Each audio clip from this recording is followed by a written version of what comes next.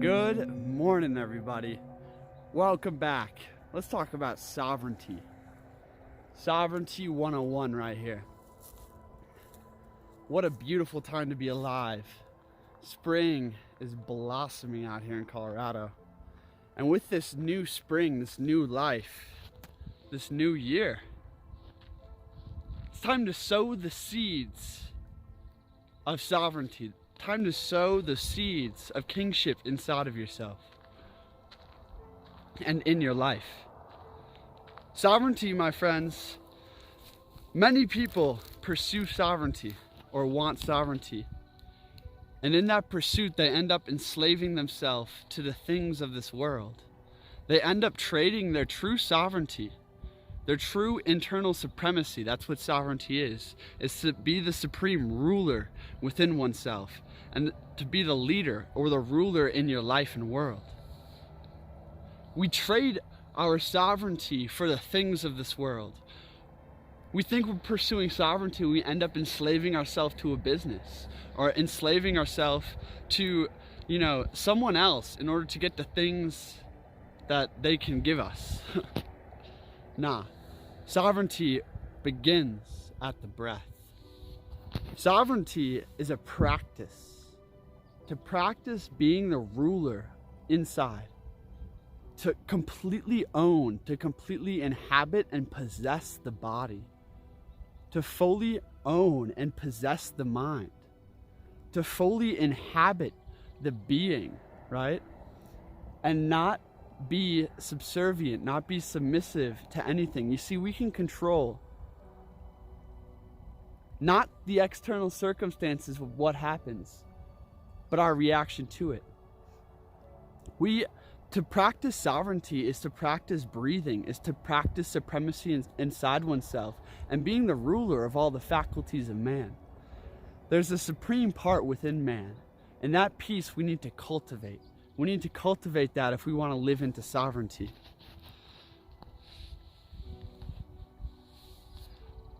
So many people give away their sovereignty or don't have the smallest capacity for it, because most of our life in the modern day is spent reacting to distraction, drifting aimlessly, whether it's through the Instagram, whether it's through the Netflix, whether it's through so many different things. We don't live in our own kingship, in our own rulership.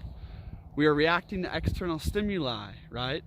All of a sudden, like sensations, pleasure or pain in the body, we're like subservient to it. We let that move us. We let that rule us. Whose will, right, are you following? Who's ruling you in this very moment? Sovereignty looks like a full possession of the body and a relaxation there. It's a kingship, right? And that practice begins within. That's where it starts.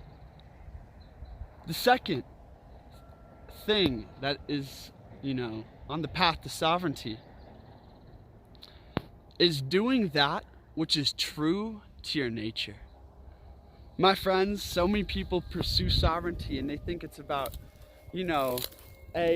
building a business or something, or, we associate it with all these external identifications. Here's the thing. Don't try to manifest wealth. Don't try to manifest a better lifestyle or reality. Seek to manifest a life in accordance with your highest nature, with your deepest nature.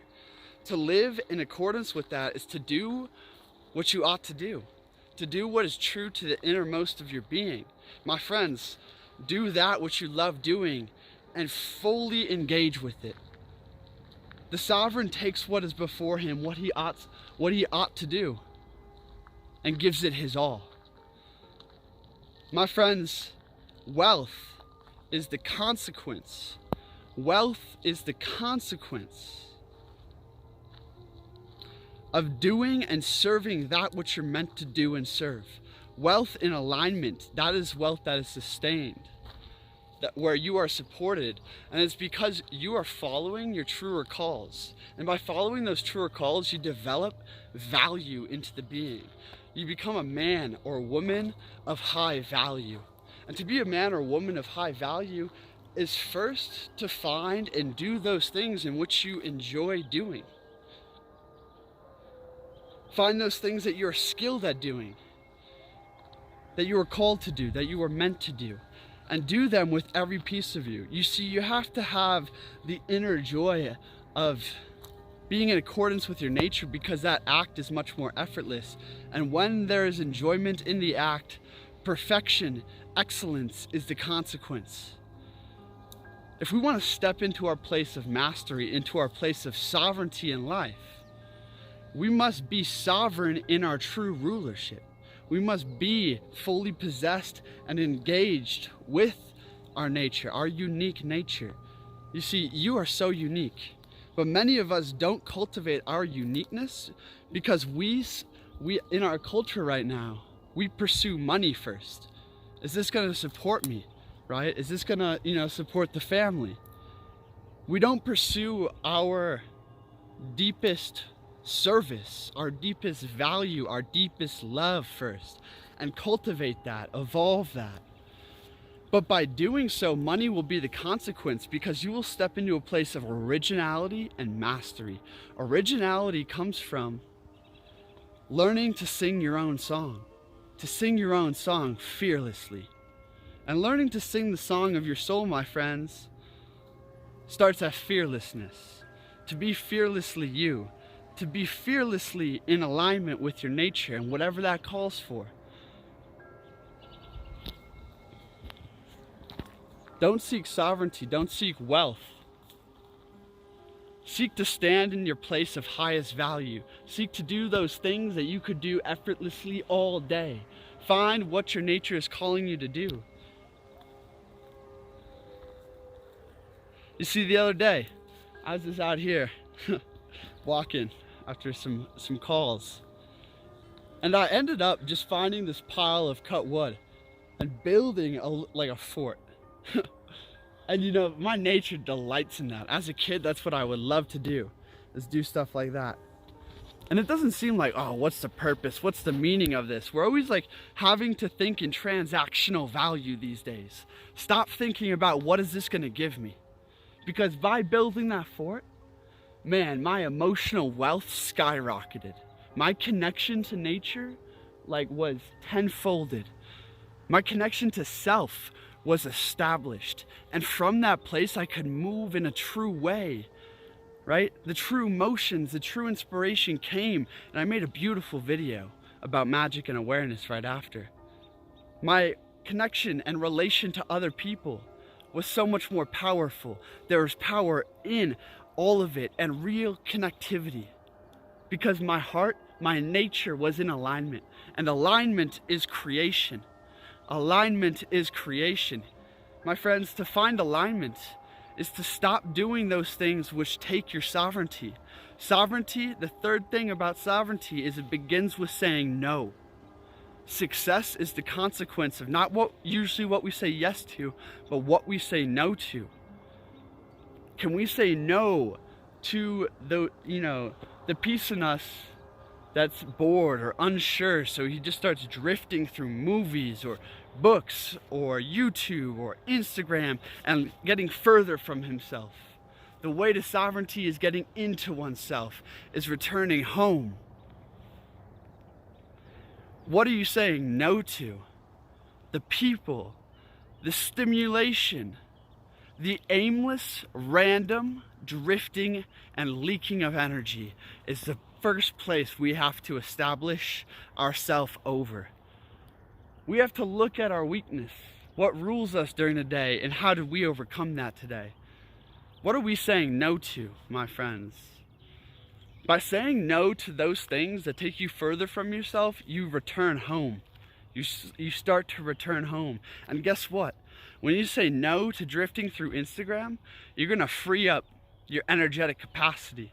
You're going to free up dopamine. Your mind is going to have less bullshit jumbled around in there, so that the truer thoughts, the truer inspiration can come This comes from a place of alignment with the self, which comes from, first off, the breath and natural beingness. Non-doing precedes all aligned action. Not doing. Doing, the polarity of not doing.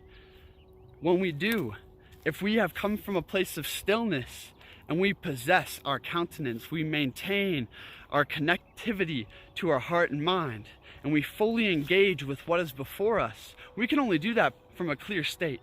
Most of the time, my friends, most people don't find their depths, don't find their center at maybe one time or not at all every day. Every single day, can you fully show up to this moment? Can you set it all down? Set down your reactions, your fears about the future, your opinions about what's going on, right? Your reaction to the circumstances fate is dealing you. And own it. Own it. Set it all down. Start breathing and return to your center. The one behind it all. The one that was before and will be after.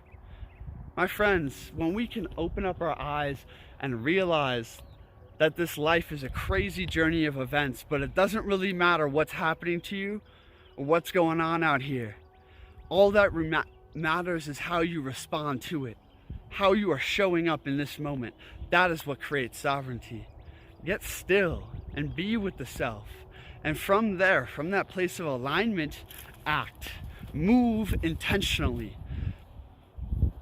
So saying no, and then intentional action, intentional movement. This is the final thing I want to touch on here, my friends. So much of my content lately has been about using the power and cultivating the power of intent, of intention. Right now in this world, there seems to be two dominant ways in which our culture has learned to move. The first one is responding to someone else's intention. What your boss is telling you to do, what your parents are telling you to do, what your God is telling you to do, what your book is telling you to do, what a video is telling you to do. We have no sovereign capacity, but it's there. Re-find it, my friends. Re-find it. Your own damn intention. I want this. I will this with all of my will. I want this because it's in alignment with my nature. I want this because it serves people in the most meaningful and abundant ways. I want this because I have deep joy for doing it. The second thing that rules our action these days is this drifting and reacting to the stimulus of the day. We must conquer that. We must conquer that by stillness, saying no, and then learning to make our own simple intentions and acting and engaging on it with all of our being. I gotta run, video's gonna end here. Thank you so much for watching. Hit that like button, apply for a free one-on-one link in the